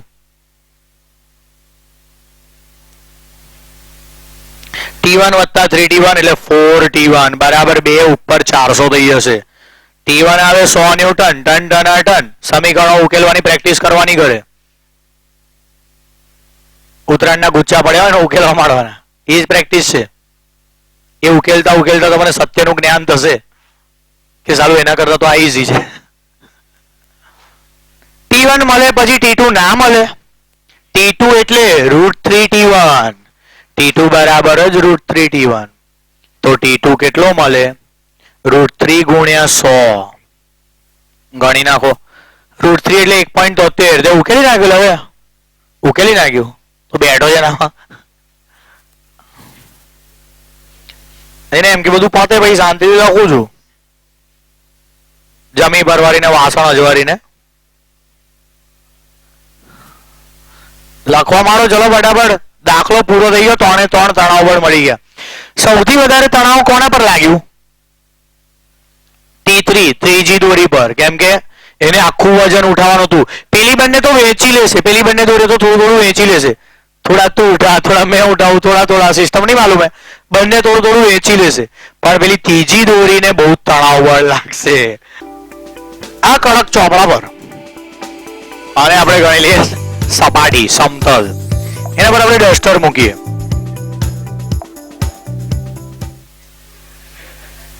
શું થયું? અને ભાઈ ધીમે ધીમે અને આમ નમાઈએ. ખરેખર અત્યારે ડસ્ટર પડી જવું જોઈએ, કેમ કે અસમતુલન પેદા થયું. ન્યૂટન એવું કહે છે કે સમતુલન હોય તો જ સ્થિર રહે અથવા અચળ વેગથી ગતિ કરે. પણ આપણે આને નમાઈએ છીએ એનો મતલબ અસમતુલન પેદા થાય છે, અને અસમતુલન પેદા થાય તો બી આ નીચે નહીં પડતું. ન્યૂટનને તો આ જોઈને બહુ આશ્ચર્ય થયું હશે.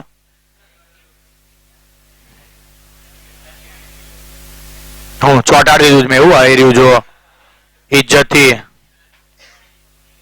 સપાટી લીસી નહીં એટલે તો તારે તારો કડક ચોપડો આલો તો મેં ના પાડી.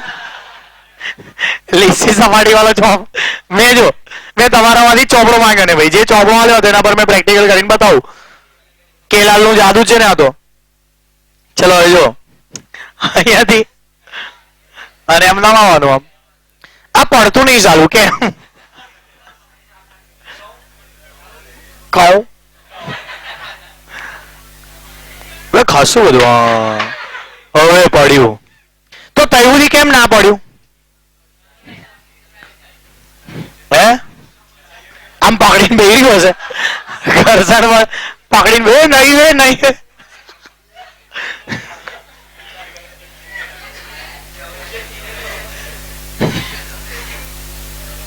જો નહીં પડતું. ડસ્ટર પર વાળ બી આવ્યા, ડસ્ટર ને વાળ બી ઉગેલા, બાબરી લેવી પડશે.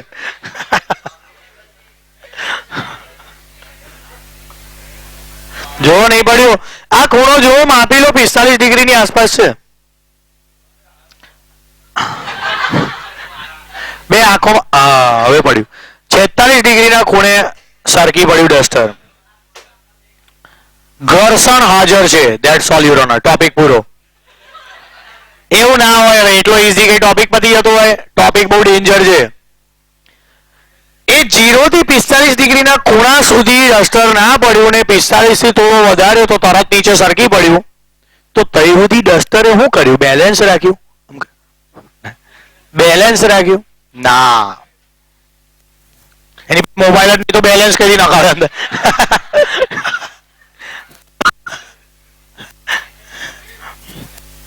કેમેરે ડાન્સ કર્યો.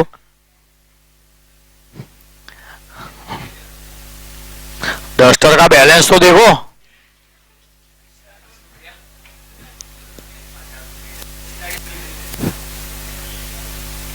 કેલાલનો જાદુ પૂરો થયો, પણ આમાં ફિઝિક્સ છે લાવે. બધાને ખબર પડી ગઈ. પેલા એ તો પહેલા જ કીધું સપાટી કરબચડી છે. તો પણ મેં તને કીધું ને તું લીસો ચોકો લાય ને, આમાં 45 નહીં તો 15 ડિગ્રી સુધી તો મેં બતાવું તને. 15-20 ડિગ્રી સુધી તો ડસ્ટર ના જ પડે. લીસો ચોપડો આપે ને તો બી છે કોની ભાઈ લીસો કડક ચોપડો. હવે એ લબુક છે ના ચાલે. હવે એવી ચોપડી તો બધા પાય ભાઈ કે આ ચાલશે. આમ થોડું કડક હોવું. હું તો આમ જો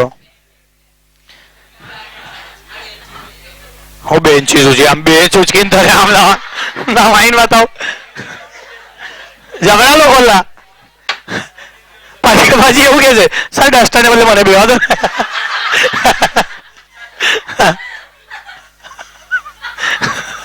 તારે ડસ્ટર ને બદલે બેવા દો ને તો 90 ડિગ્રી નમાવું તો બી તું ના પડે. 90 ડિગ્રી નમાવું ને તો બી તું પકડીને બેહી રહે. ગમે તેટલી લીસી સપાટી હોય ને થોડું તો ઘર્ષણ રહેવાનું જ. કારણ એ સપાટી ભલે લીસી લાગતી હોય પણ આણ્વિક રીતે જોતા એ ખરબચડી હોય. આણ્વિક સ્તરે નાની રીતે માઇક્રોસ્કોપ થી જોઈએ અણુ પરમાણુની રીતે જોતા એ ખરબચડી હોય. હવે એની ઉપર બાજુ ડસ્ટર મૂક્યું હશે તો એ બહુ બાજુ લીસું હશે ને, એ બી ખરબચડું હોય ને. હવે આના થોડા કાચા કૂચી પેલાના કાચા કૂચીમાં ભરાઈ ગયા હોય અને જ્યારે આપણે એને નમાઈએ ખાંચા જલ્દી છૂટે ના. એટલે ઘર્ષણ બળ પેદા થાય. ઘર્ષણ પેદા થવાનું આ કારણ છે. પણ આપણે ઘર્ષણ બળ ડિટેલમાં ધીમે ધીમે ભણીએ જ હજુ. કેમ 45 ડિગ્રીના ખૂણા સુધી ના લાગ્યું ને પછી પાછું પડ્યું?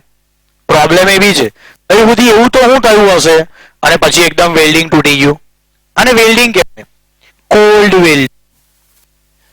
આ ઠંડુ વેલ્ડિંગ નહીં હોય, આના ખાંચાકૂચી પેલાના ખાંચાકૂચીમાં ભરાઈ ગયા એટલે ગરમ નહીં હોય, હોટ વેલ્ડિંગ નહીં હોય, કોલ્ડ કુદરતી વેલ્ડિંગ. કુદરતે બનાવ્યું છે. પેલા ચશ્મા પહેરીને ધાતુ સંધાનના ચશ્મા પહેરીને વેલ્ડિંગ કરે ને લોકો, એ પહેરીને કુદરતે બનાવ્યું છે અને કોલ્ડ વેલ્ડિંગ કહેવાય. અને નેચરલી બધે જ હોય, દરેક જગ્યાએ હોય.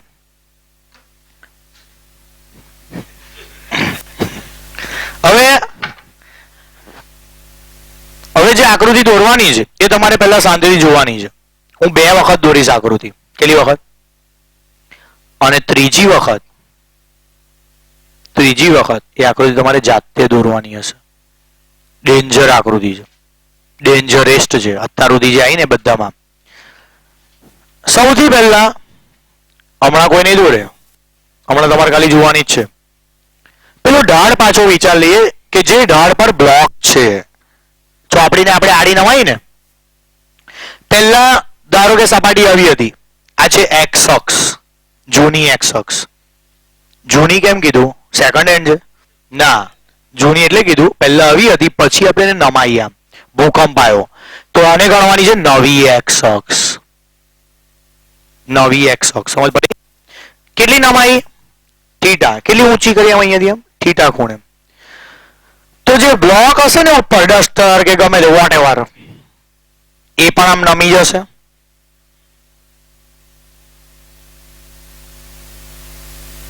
કઈક આવી પરિસ્થિતિમાં આવી જશે. પણ હજુ નીચે પડતું નહીં, પાળું થઈ જાય પણ પડતું નહીં. આ ખૂણો 45 થી નાનો રાખ્યો છે. હમણાં આપણે જે ડેમો જોયો એમાં જે પેલો એંગલ હોય કે સરકી પડે એનાથી નાનો છે, એટલે અહીંયા કોઈ પ્રોબ્લેમ નહીં. આપણે વિચારવાનું છે આના પર કેટલા કેટલા બળો લાગતા હશે, નીચે કોણ ખેંચી જવાનો ટ્રાય કરે છે, પકડી કોણ રાખે છે, એ બધાની આપણે અહીંયા વાત કરવાની છે. તો એ બધા બળોમાંથી સૌથી પહેલું વજન બળ ના હોય તો ઇમ્પોસિબલ વસ્તુ છે. હવાને બી વજન હોય છે, બહુ ઓછું હોય ને અવગણી નાખી અલગ વસ્તુ છે, પણ આને વજન mg તો હોય જ, હોય કે ના હોય? અને mg સીધું ગુરુત્વાકર્ષણ આમ જ લાગે નીચે તરફ, એટલે મેં એ જ દિશા બતાવી છે. વજન બળ દિશામાં હોય, એની વિરુદ્ધ દિશામાં જમીન સાથેના સંપર્કને કારણે, એટલે હજુ બી એનો સંપર્ક તો કરો ને ચોપડા હાથે, પેલી સપાટી હાથે, સંપર્કને કારણે એક સંપર્ક બળ R લાગે છે. સંપર્ક જ્યાં સુધી હશે ત્યાં સુધી સંપર્ક બળ લાગશે R. પણ પ્રોબ્લેમ એ છે કે મારે mg ના 2 ઘટક બતાવવાના છે. એમાંનો એક ઘટક એવો બતાવવાનો છે જે એને ખેંચી જાય છે નીચે, અને એ ઘટક બતાવવો હોય તો મારે અને x અક્ષ ધારવાની. નવી x અક્ષ યાદ છે ને, આમ થઈ અને સમાંતર. જૂની x અક્ષ આમ હતી પણ આપણે x અક્ષને થીટા જેટલી ઊંચકેલી ધારી, તો આ નવી x અક્ષ આવી બની ગઈ. ટૂંકમાં ઢાળને સમાંતર. તો હવે x અક્ષ જૂની નહીં, નવી x અક્ષ એટલે ઢાળને સમાંતર. જમીનને સમાંતર નહીં, પેલો જે ઢાળ નવો મળ્યો એને સમાંતર. પણ પ્રોબ્લેમ એક આ પણ છે, જો x અક્ષ નમી જાય તો y અક્ષ શું થાય? આ y અક્ષ તો અહીંયા જ રહે, એ બેઠી તાલીઓ પાડે મજા આવે, આય ઉપર એવું કરે ના. બંનેનું સરખું જ ભ્રમણ થાય, ભ્રમણ બેવનું સરખું જ થાય ને નિયમ પ્રમાણે. જો એક જમાનો હતો કે x અક્ષ આડી હતી ને y અક્ષ ઊભી હતી, હવે આપણે થીટા જેટલી ફેરવી x અક્ષને તો y અક્ષ જો એવી નહીં. આને કહેવાય અક્ષોનું પરિભ્રમણ. મેથ્સનો ટોપિક છે આ પણ. ઉગમ બિંદુનું સ્થાનાંતર અને અક્ષોનું પરિભ્રમણ, આ બધા ટોપિક મેથ્સમાં આવે છે. ઉગમ બિંદુને બી આમ ખસાડીને લઈ જવાય એવું બધું હોય છે. નહીં જરૂર લે એટલું બધું ડિટેલમાં ભણવાની. પણ નવી y અક્ષ કહી દઉં, નવી y અક્ષ કેવી હશે આશરે વિચારો છો. એ બી આમ ઝોકું મારી ગયો છે ને, આમ કઈ બાજુ? આ બાજુ. એમ આઈ બંને ભેગી થઈ જશે, x ને આમ આવે એટલે આમ ઊંધી આવે, આમ આમનું ઝોકું મારીએ. અને જો ધ્યાનથી, નવી x ને નવી y પરસ્પર લંબ છે. નવી x કઈ? આ ઢાળને સમાંતર. તો નવી y કઈ? ઢાળ આમ બંને આમ. Got it? અહીંયાથી બી માપી શકો છો. નવી એક્સ અક્ષ વાળી આ દિશા છે અને નવી વાય અક્ષ વાળી આ દિશા, ઢાળને લંબ. અને પ્રોબ્લેમ એ છે કે મારે વજન બળના બે ઘટકો આવી રીતે વિચારવાના છે. હવે નવી એક્સ ને નવી વાય એટલે આડું થઈને જ ભણવાનું, આમ જ સીધું થઈને નહીં ભણવાનું. કેમ કે હવે મેં આ સપાટીને નમાઈ દીધી છે. તો વિચારજો, મારે આ ખૂણો જોઈએ છે. શું આ ખૂણો થીટા હોય તો આ ખૂણો થીટા હોય? હા કે ના હોય? આ ખૂણો થીટા હોય તો આ ખૂણો થીટા હોય? હા કે ના હોય? કેમ કે આ પણ થીટા હોય. કેમ કે એક્સ અક્ષ જેટલી અહીંયાથી ઉંચકાઈ ગઈ, વાય અક્ષ એટલી જ ઝૂકી હોય ને. તો આ ખૂણો કેટલો હોય? અને ઓળખો છો કોણ? અભિકોણ. બંને સામ સામે કેવો હોય? સરખા. તો આ ખૂણો થીટા હોય તો આ પણ કેટલો હોય? થીટા. હવે એમજી ના બે ઘટક એવા મળે કે એમાંથી એક થીટાથી ચીપકેલું બચ્ચું આવે ને થીટાથી ચીપકેલું બચ્ચું કયું હોય? કોસ, પાસેની બાજુ. તો આટલો ઘટક વજન બળનો જે આ ઘટક આવશે એને કહેવાય એમજી કોસ થીટા. આ એમજી છે તો પેલો કોણ હશે? Mg cos theta. કોઈને ડાઉટ હોય તો આને એક્સ ધારી લેવાનું. એક્સ ધારીને પછી કોસ થીટા શોધવાનો ખોપચામ જઈને. કોસ થીટા એટલે પાસેની બાજુ છેદમાં કર્ણ, કાટખૂણો આ છે. તો પાસેની બાજુ શોધવાની છે એક્સ અને કર્ણ તો એમજી જેટલો છે ને, ડબલ્યુ બરાબર છે એમજી. તો એક્સ બરાબર કેટલો આવ્યો? એમજી. ત્યારે બી તમને એવો ડાઉટ થાય કે સાલું કોસ બચ્ચું કયું, સાઈન બચ્ચું કયું, સમજ જ નહીં પડતી, તો એવું કરવાનું. અને આ કયું હશે? આ પાસેની બાજુ કોસ હોય તો સામેની બાજુ કઈ હોય? સાઈન. Mg sine theta. તો એને હું અહીંયા બતાવીશ કેમ કે હમ હમે ચાલે ને બંને.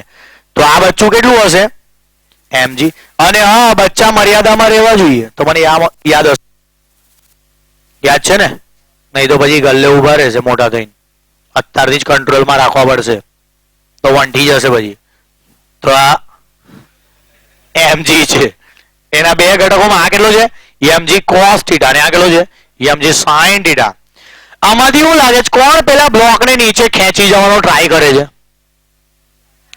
એટલે જ્યારે પણ ઢાળ પેદા થાય છે તો આપણા બળનો સાઈન ઘટક આપણને નીચે લઈ જવાનો ટ્રાય કરે છે. આપણે લસરપટ્ટી કોણ ખવડાવે? Mg sine theta. આપણા વજનનો સાઈન ઘટક. કોસ ઘટકનું એવું કશું ના હોય. કોસ ઘટક તો મય ખાડો ખોદીને લઈ જવાનો ટ્રાય કરતો હોય પણ જાય ના ને. સામે લંબ બળ નામની બી કોઈ વસ્તુ હોય ને, લંબ પ્રત્યાઘાતી બળ. હવે જો આ સપાટી આમ થઈ જાય તો લંબ બળ બી આમ જ લાગશે. હવે આર ઘટક બતાવું. આર એના પણ બે ઘટક આમ આવશે, એક ડિંગ ડિંગ ડિંગ ડિંગ ડિંગ ડિંગ ડિંગ ડિંગ ડિંગ.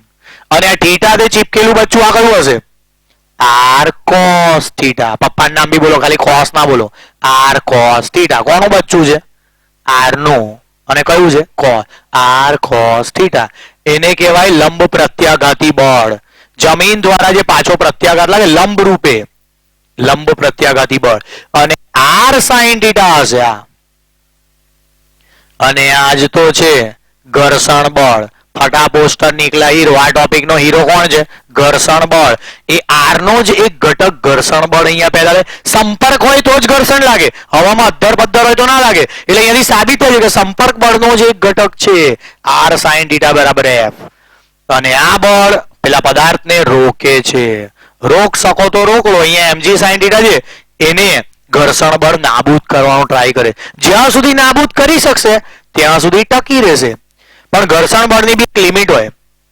એ અમુક હદ જેટલું જ વધી શકે છે, બહુ ના વધે. પછી જો તમે નમાયા જ કરો, નમાયા જ કરો, નમાયા જ કરો તો ઘર્ષણ બળને હાફ ચડી જાય. પછી હવે પકડી રાખવા પડે.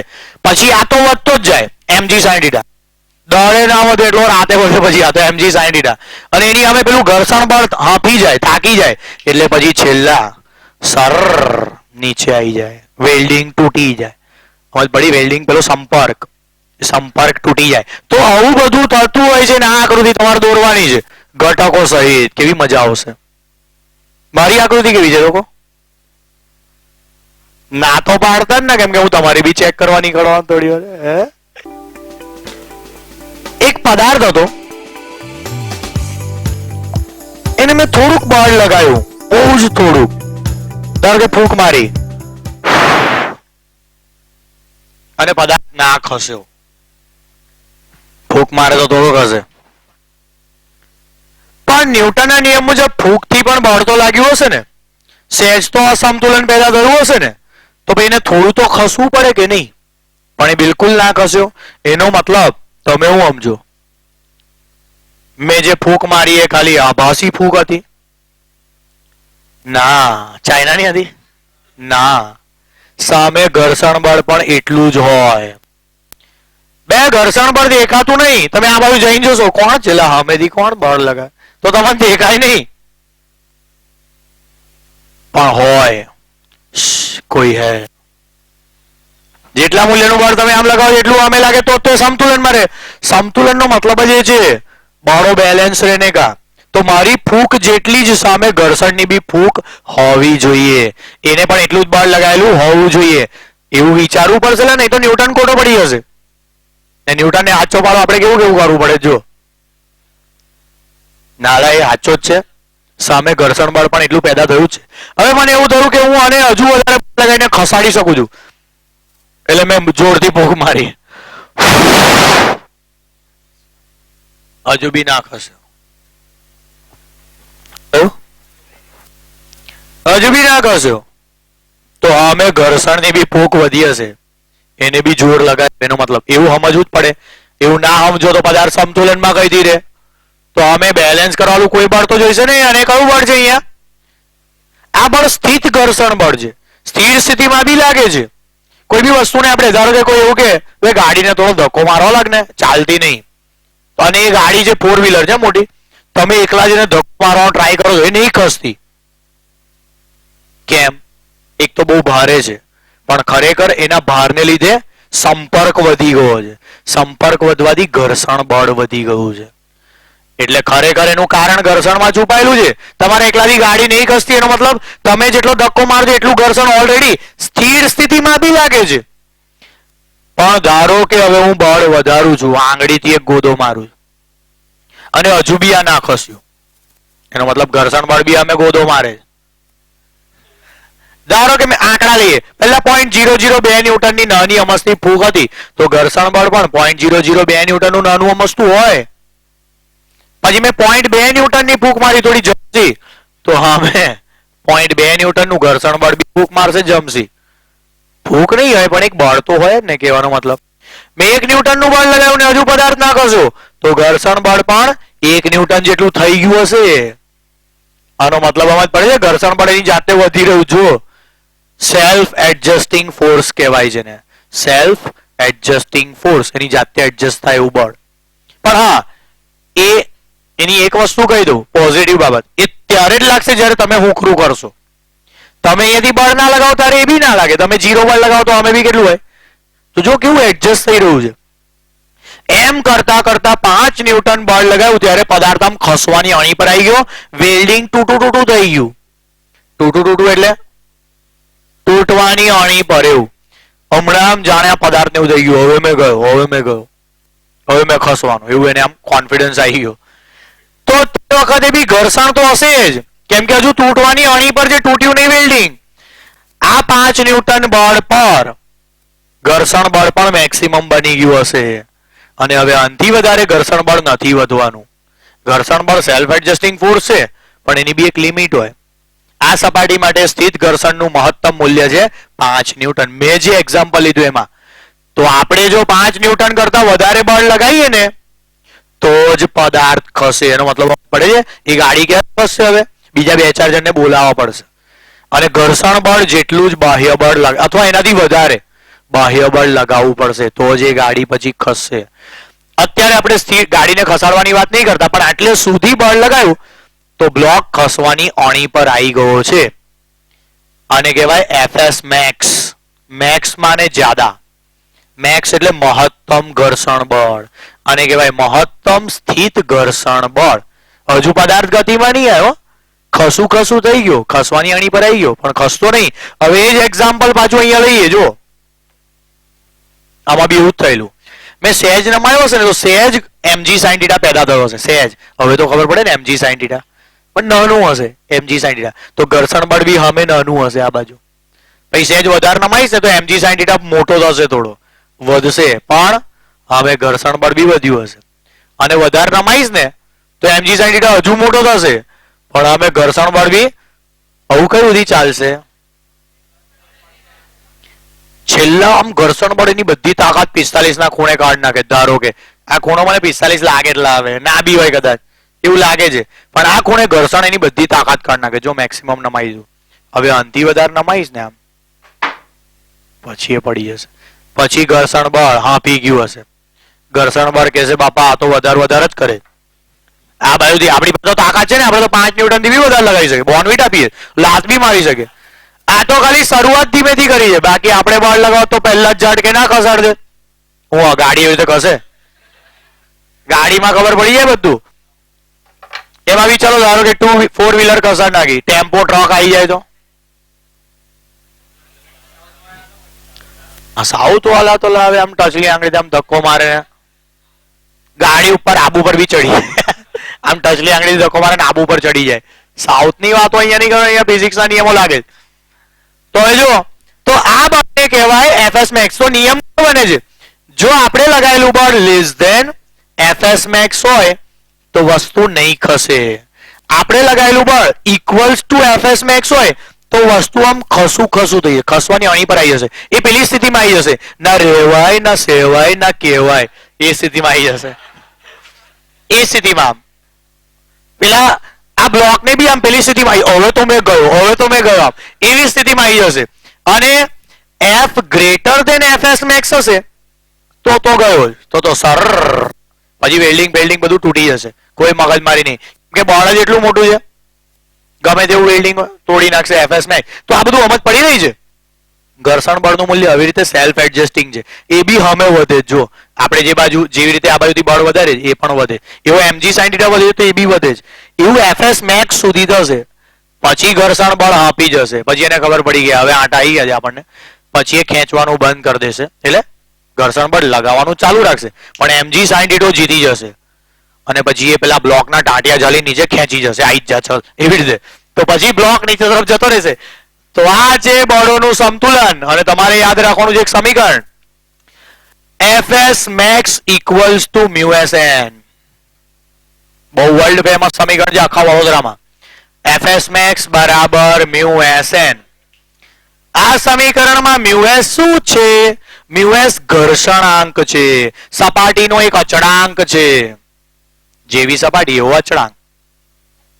લીસી સપાટી ઓછો ઘર્ષણાંક, ખરબચડી સપાટી વધારે ઘર્ષણાંક. પેલો કહેતો હતો ને આ ચોપડો તો ખરબચડો છે, તો આનો ઘર્ષણાંક મોટો છે. આ ચોપડો તો ખરબચડો છે, પણ લીસો ચોપડો આવી જાય તો એનો ઘર્ષણાંક હજુ નાનો હોય, પછી થોડોક જલ્દી સરકવા માંડે. તો સપાટીની જાત પર આધાર રાખે છે, ઘર્ષણાંક વધારે છે તારા ચોપડામાં.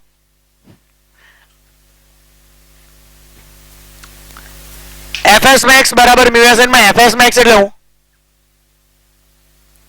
મોટામાં મોટું સ્થિત ઘર્ષણ બળ.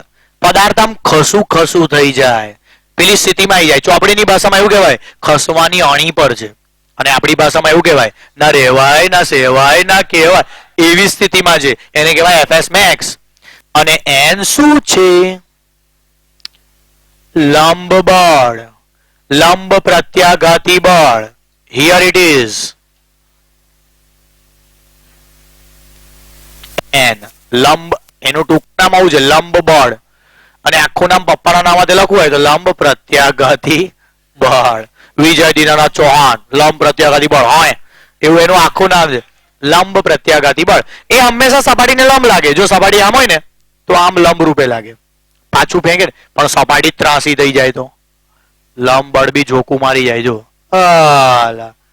હવે પડી આમ સપાટી આમ થઈ ગઈ એટલે લંબ બળ બી આમ થઈ જશે. સો નાઉ આની વાત કરી દઉં. ઘર્ષણાંક જેવી સપાટીઓ ઘર્ષણાંક, લીસી સપાટી માટે નાનો ઘર્ષણાંક, ખરબચડી સપાટી માટે મોટો ઘર્ષણાંક. તમારા ઘરમાં ધારો કે પાર્ટેક ટાઇલ્સ નાખી છે તો ઘર્ષણાંક નાનો હોય, પણ ધારો કે તમારા ઘરમાં લીપણ કરેલું એટલે એવું હોય ના લાગ્યા, સિટીમાં પણ ગામડાના ઘરમાં હોય ને હજુ બી, તો ત્યાં ઘર્ષણાંક ઘણો મોટો હોય. સપાટીની જાત પર આધાર રાખે. ઓકે, બંને સપાટી ઉપર મૂકેલી છે એ સપાટી બી જોવાની ને પાછી, ખાલી નીચે વાળું નહીં જોવાનું, ઉપર જે ડસ્ટર મૂકી છે એની બી સપાટી જોવાની. એ સપાટીની જાત પર આધાર રાખે છે, એવું યાદ રાખજો. કેટલીક વાર તાપમાન પર બી આધાર રાખે છે, પણ એ બધું તો તમે થિયરી વાંચો તો બી સમજ પડી જશે. ગોખી જ નાખવાનું. મેન આનું જે સમીકરણ હું તમને બતાવવાનો છું એ તમને ડાયરેક્ટ સમજ ના પડે. સમીકરણ હવે ધ્યાનથી જોજો. આમાં જ બધું ચિત્રી વાળું, અંદર સાઈડ પર જ, બાજુ બહુ જગ્યા છે, 2-4 હથિયારો એટલી બધી જગ્યા છે. એટલામાં હવે જો સૌથી પહેલા આ બ્લોક પડ્યો નથી, આપણે એને બચાવવાનો છે. એકચ્યુઅલી પડી તો જાય છે, પણ આપણે ક્યાં સુધી અભ્યાસ કરવાનો? જ્યાં સુધી એમ પડવાની અણી પર આવી જાય ત્યાં સુધી પડવો જોઈએ નહીં. પડવું થઈ જાય એ સ્થિતિ સુધી જ આપણે નમાવાનો છે. એનાથી વધારે નમાઈએ તો આપણને ખબર છે હું થવાનું છે. આપણે ડેમો બી જોઈ લીધો. mg sin θ તે વખતે એક્ઝેક્ટ પેલા ઘર્ષણ બળ fs max જેટલું. મેક્સ કેમ લખ્યું? આ પેલો છેલ્લો ખૂણો છે આમ. તો અહીંયા ઘર્ષણ બળ એનું બધું જોર કાઢી નાખ્યું હશે. અવાજ બી આવી ગયો હશે. fs max mg sin θ બરાબર fs max. અને mg cos θ અને n તો સરખા થાય. જો આને કહેવાય સિગ્મા fx બરાબર 0. તમને યાદ છે આમાં x અક્ષ કઈ છે? આ નહીં, આ તો એક જમાનો હતો કે x અક્ષ હતી. હવે એને આપણે નમાઈ દીધી છે આમ. તો x અક્ષ પર બળોનું સંતુલન છે એનો મતલબ ખબર પડી? જેટલું બળ નીચે લાગે છે એટલું જ બળ ઉપર લાગે છે. અને આ ઘર્ષણ બળની છેલ્લી તાકાત છે. mg sin θ બરાબર fs max. પણ સિગ્મા fy પણ 0 છે. કેમ કે તમે જોયું કે આ પદાર્થ y અક્ષ પર ગતિ કરે, આમ પ્રવેગી ગતિ કરે. y અક્ષ પર તો તમે આમ નમાવો ના ઉડવા માંડે તો ઉડી જાય. તો એવું સમજવાનું એ બ્લોક નતો, એ કબૂતર હતું. એ કઈ y અક્ષ પર ઉડે ના. એટલે કહેવાનો મતલબ mg cos θ બરાબર n થાય. આ બંને પણ સમતુલનમાં હોય. સિગ્મા fy આ y અક્ષ છે, નવી y જોકું મારી ગયેલી ને આ એ છે.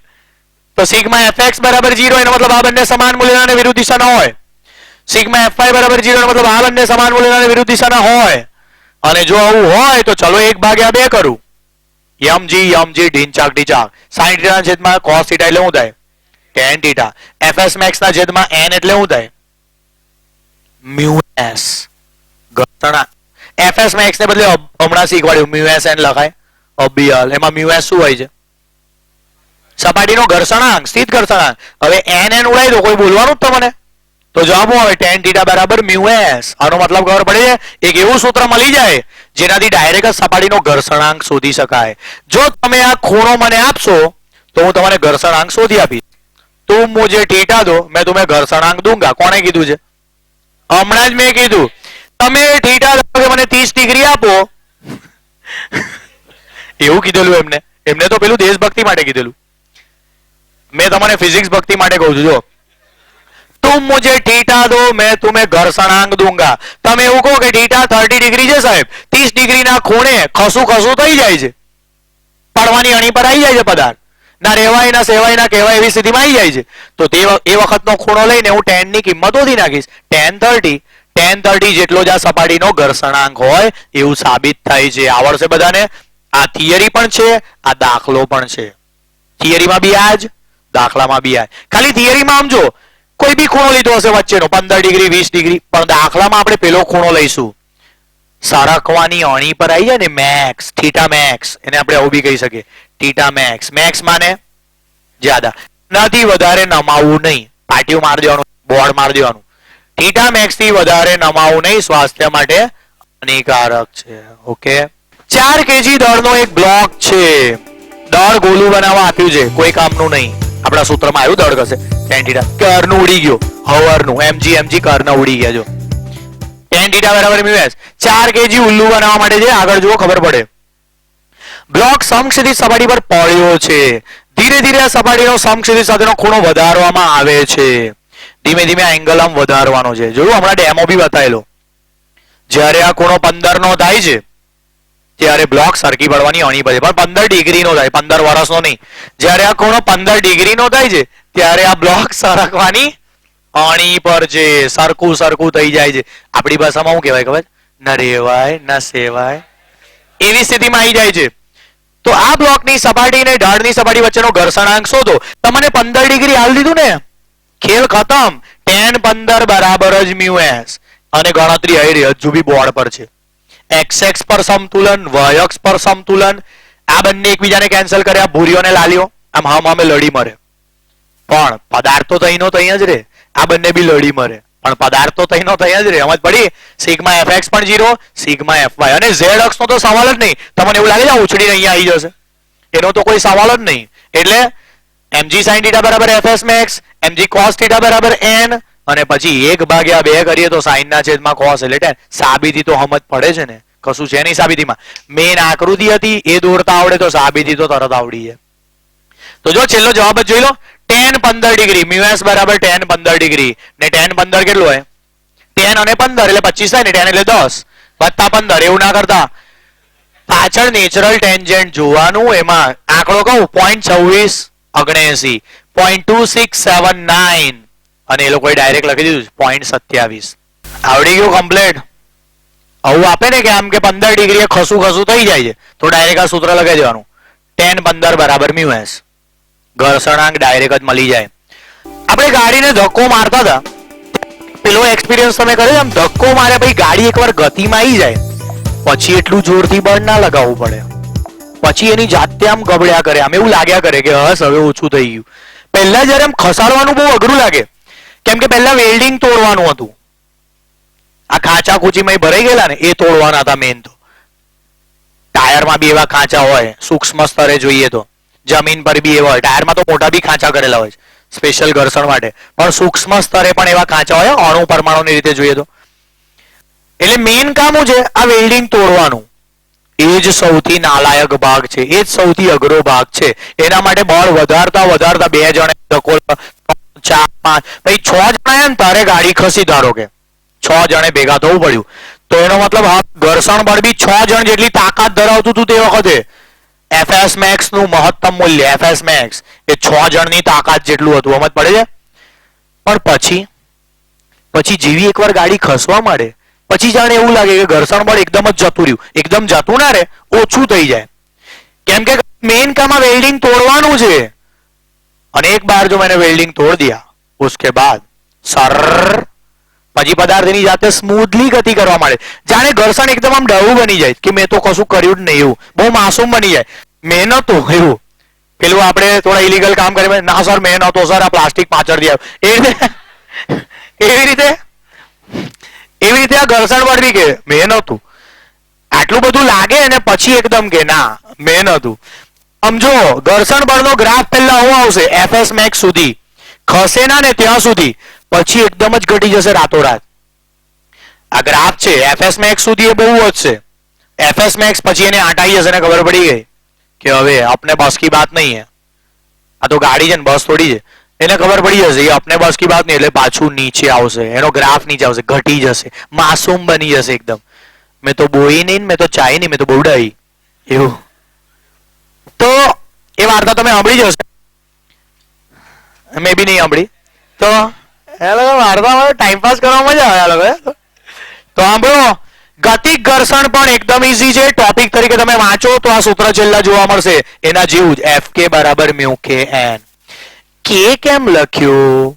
ગતિને ઇંગ્લિશમાં શું કહેવાય? ગતિને ઇંગ્લિશમાં શું કહેવાય? મોશન. ગતિ ઉર્જાને શું કહેવાય? Kinetic energy. K for kinetic. તો Fk બરાબર મ્યુ કે n. ગતિક ઘર્ષણ બળ બરાબર ઘર્ષણાંક, ગતિક ઘર્ષણાંક ગુણ્યા n. સમજ પડે? હજુ અંત ઓછું ઘર્ષણ બળ બી હોઈ શકે. એક જ સપાટીને એક જ ઘર્ષણાંક પણ હોય છે. આ મ્યુ કે છે ને એ ગતિ માટેનો ઘર્ષણાંક છે. સ્થિર સ્થિતિ માટેનો મ્યુ s હતો. જો આજ બ્લોક સ્થિર હોય તો અલગ ઘર્ષણાંક હોય, અને આજ બ્લોક ગતિમાં આવી જાય પછી ઘર્ષણ ઘટી જાય, ઘર્ષણાંક બી બદલાઈ જાય. એક જ સપાટીને બધા બહુ ઘર્ષણાંક હોઈ શકે. એક સ્થિર ઘર્ષણાંક, બીજો ગતિક ઘર્ષણાંક, હજુ એક ત્રીજો છે રોલિંગ ઘર્ષણાંક. રોલિંગ એનું ગુજરાતી નામ તો બહુ વિચિત્ર છે, લોટણ ઘર્ષણાંક. લોટણ એવું લાગે લોટાની બહેરીનું નામ હશે, લોટણ ઘર્ષણાંક. પણ આપણે ઇંગ્લિશમાં બોલો ને રોલિંગ ઘર્ષણાંક. એ બર્યું શું છે તો સાંભળો. એકવાર પર 5 કિલો મેં રાખ્યા A અને B. બંને સરખા જ મટીરિયલના, સરખા જ લીસા, બધી રીતે સરખા. સ્ટીલનો પદાર્થ એ હતો તો સ્ટીલનો જ પદાર્થ બી હતો. બધી રીતે સરખા. બંને કેટલા કેટલા કિલોના? પણ બેવને ધક્કા માર્યા ને તો એક વધારે દૂર ઉધી ગયો, એક તઈનો તઈ જ રહી ગયો. પૂછો એવું કેવું? એક ગોળ હતો, એક ગોળાકાર હતો અને બીજું ચોસલાકાર હતો. તો ચોસલાકાર બહુ ના ખસે, ગોળાકાર બહુ ખસે. આ પણ 5 કિલો, આ પણ 5 કિલો. કીધા ભાઈ બાપુ ફરે ને 5 કિલો 5 કિલો બંને હરખા હરખા. હું બાપુ પડી ગયા. આ પણ 5 કિલો, આ પણ 5 કિલો. બાપુ પડી ગયા ને તમે આવું જુઓ છો. આ પણ સ્ટીલનો બ્લોક, આ પણ સ્ટીલનો બ્લોક. સ્ટીલના બ્લોક અને સ્ટીલનો ગોળો એવું. બધી રીતે મટીરિયલ સેમ, નીચેથી સપાટી બી સેમ. તો અલગ હું આકાર, ધ શેપ. આનું ખાલી આ બિંદુ જ જમીનને અડકતું હશે. આનું આખું આ સપાટી છે એ જમીનને અડકતી હશે. પછી બે આમાં એટલે આમાં શું થાય ખબર? આમાં બધા કણો બે કરાવો હોય વારા પરથી વારો. તારા આમાં છે ને બધા કણ લડતા હોય. મેં નીચે જવું, મેં નીચે જવું, આ ગોલ પડતો જાય એટલે એ પછી બી નો વારો, પછી સી નો વારો. આ બધાને ચકડોળમાં બેવા મળે વારા પરથી. આમાંથી આ થોડો ખસીને અટકી જશે પણ આ વધારે દૂર સુધી જશે. રોલિંગ ઘર્ષણ. એટલે તો વાહનના ટાયર આપણે એવા વર્તુળાકાર ત્રિજ્યાવાળા રાખીએ છીએ. ચોસલાકાર હોય છે વાહનના ટાયર આવા હોય તો કૂદકા જ મારવા પડે ને. બે તમે સમજી ગયા કહેવાનો મતલબ. રોલિંગ ઘર્ષણ સૌથી ઓછું હોય. તો આ એક યાદ રાખવા જેવો મુદ્દો છે. 3 ઘર્ષણાંકમાં સૌથી મોટો ઘર્ષણાંક કોણ હોય? એડમ્બા જેવો મ્યુ એસ. પછી વેલ્ડિંગ તૂટી જાય પછી ઘર્ષણાંક ઓટોમેટિક ઘટી જાય ગતિમાં. અને હજુ એના કરતા આકાર અલગ હોય તો રોલિંગ ઘર્ષણાંક તો સૌથી નાનો હોય, દૂર સુધી ગબડે. એટલે તો બોલ બેરિંગ્સ નો ઘર્ષણ ઘટાડવામાં ઉપયોગ બી થાય. બોલ બેરિંગ્સ એ ઘર્ષણ ઘટાડ, એનો શેપ એવો છે વર્તુળાકાર, એને લીધે ઘર્ષણ ઘટાડવામાં એનો ઉપયોગ થાય છે. તો મ્યુ એસ કરતા મ્યુ કે નાનો હોય, મ્યુ કે કરતા મ્યુ આર નાનો હોય. આવડે એવું બધું એકદમ ઈઝી છે. અને ઘર્ષણના લાભ ને ગેરલાભ આ ઉંમરે આપણને એવું બધું બી શીખવાડે છે અંદર. ઘર્ષણના લાભ. લાભ હું આ દોર્યું એ તમને કેમ દેખાયું? એક તો આંખોને લીધે પણ બીજું ઘર્ષણને લીધે. ઘર્ષણ છે તો આની ઇંક આના પર ચીપકે છે. ઘર્ષણ છે એટલે આપણે ચાલી શકીએ છીએ. ઘર્ષણ છે એટલે આપણે દોડી શકીએ છીએ. ઘર્ષણને લીધે તમે પેન વડે કાગળ પર લખી શકો છો. એટલે ઘર્ષણ બળના ફાયદા, ઘર્ષણ બળને લીધે વાહન વળાવી શકીએ છીએ, ટર્ન બ્રેક મારી શકીએ છીએ. તમે એવું કહો સર મારામાં બ્રેક પહેલેથી છે એટલે બ્રેક વાગે. લે પણ નીચે જમીન હતી ટાયર ઘસાતું જ ના હોત તો ભાઈ બ્રેક મારો પણ ગાડી આગળ જાય. વાહન વળાવો પણ જાય તો સીધું જ. નીચે ઘસાતું જ ના હોત તો વિચારો તમે આમ સ્ટેરિંગ આમ હલાવો પણ એ તો પેલી ગાડી અધ્ધરો ને હલાવ્યું એના જેવું થઈ ગયું ને. ઘર્ષણ નહીં, સ્ટેરિંગ હલે પણ તમે આમ જતા હોય. એવું લાગે કે આમના પરીને બેઠા હોય ને એવું લાગે. એટલે વન સાઈડ ને પેલા એટલે એવું લાગે કેમ કે સ્ટેરિંગ જ હલ્યું ખાલી પણ ગાડી તો સીધી જ ગઈ. નીચે ઘસારો તો થયો જ નહીં. ઘર્ષણને લીધે તો આપણે ટર્ન મારી શકીએ છીએ. ઘર્ષણને લીધે તો આપણે ચાલી શકીએ, દોડી શકીએ. ઘર્ષણને માત્ર વિલન તરીકે નહીં જોવાનું, એના હીરો જેવા બી કામ છે. બાકી ઘર્ષણના ગેરફાયદા બી છે. ચપ્પલ ઘસાઈ જાય છે એવું બધું આવે ને એ પહેલેથી ખબર નહીં એવું લખ્યા જ કરે ચપ્પલ ઘસાઈ જાય. આ જે લાગે છે ને એના બહુ ઘસાયા લાગે પહેલેથી આપે છે. અને એ જ માણસ છે જો પહેલેથી એના અક્ષર આવે છે સેમ. એક જ માણસ છે પહેલેથી એના અક્ષર આવે છે. મેં જોઉં છું આ માણસ બદલાયો નહીં. એટલે હું કોમ્પ્યુટર ચપ્પલ પહેરી નીકળે. જનરલ નોલેજ તો આઈક્યુ પાવર તો જો આ લોકોનો કોમ્પ્યુટર કે છે. હજુ માઉસ કે તો બી ઠીક છે હલતું હોય છે. આ તો આખું કોમ્પ્યુટર.